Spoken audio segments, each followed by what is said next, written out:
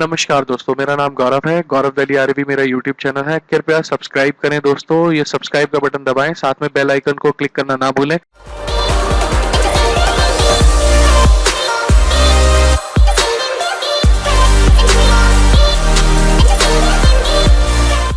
Good morning. The topic which today we have chosen is what are the foreign company-based compliances.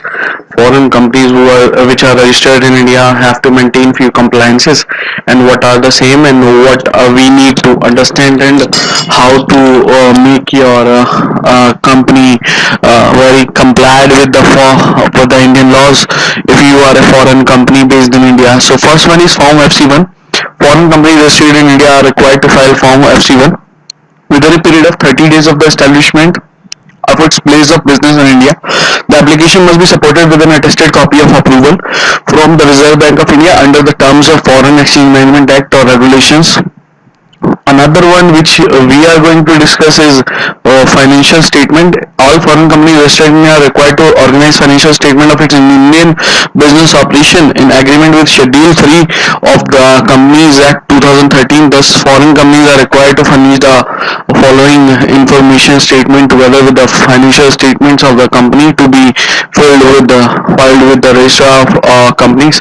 So, what are the documents which accompany these financial statements are statement of associated party transaction, statement of repatriation of profits if any, statement of transfer of funds including dividends if any, which shall in relation to any fund transfer between the place of business of a foreign company in India and any other related party of the foreign company. The document referred to in above in this rule must be delivered to the ROC within a period of 6 months from the end of the financial year of the foreign company. Another point which we are going to discuss is audit of accounts of foreign company. All foreign company must get its account pertaining to Indian business operations organized in agreement with the necessities or of class A of subsection 1 of section 381 and rule 4 and audited by a practicing chartered accountant in India or a firm of LLP of practicing chartered accountants. Another point is Form FC3. All foreign companies are required to file the registrar of company Form FC3 detailing list of places of business of the foreign company along with the financial statement of the company, annual return. Foreign company which are mainly over here must file the annual foreign company must prepare and file the annual return for the company in Form FC4 within a period of 60 days. Within a period of 60 days, I again reconcile the same from the final day of its financial year. Any document which should be delivered from a foreign company can be delivered to the registrar of company with jurisdiction of either legally or any other registrar of company where the company's place of business is being registered as a registered business office address. So falls within the same ROC wherever, maybe Maharashtra, maybe Mumbai, or maybe other else. Authentication of translated document. Document necessary to be filed with the registrar of company by the foreign company must be in English language. If any translation is made out of India, it must be authenticated by the signature and the seal of the company with custody of the original or a notary of the company or the country where the company has been incorporated. Where such translation is made in India, it shall be authenticated by an advocate, attorney or pleader entitled to appear facing any high court or affidavit of a competent place person having the estimation of the registrar. So these are the things which a foreign company must comply with.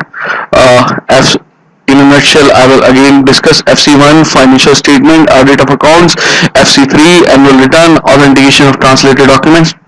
If you like my video and if you are running as a foreign entity in business in India and if you have any query related to the same, you can get in touch with me over my mobile number, that is 9990694230, or you can get in touch with me over my WhatsApp number for the same, or you can get in touch over gauravdelhiarb@gmail.com. And if you like the video, please like and subscribe to my channel, and I will bring the more videos for your beneficial interests on the same in the future. So get in touch with me, subscribe the channel, and don't forget to click the bell. Thank you. This one is my mobile number 9990694230. Gaurav Delhi RAB@gmail.com is my email ID. My website is www.csgauravsharma.com. You can get in touch with me over WhatsApp if I am unable to pick the calls. And thank you very much for the presentation and remain connected. And if you like my video, then please do like and do subscribe my channel so that I can give you more content like this and can help you in various matters. Or please do subscribe and don't forget to click the bell. That is the most important part of today's thing and session.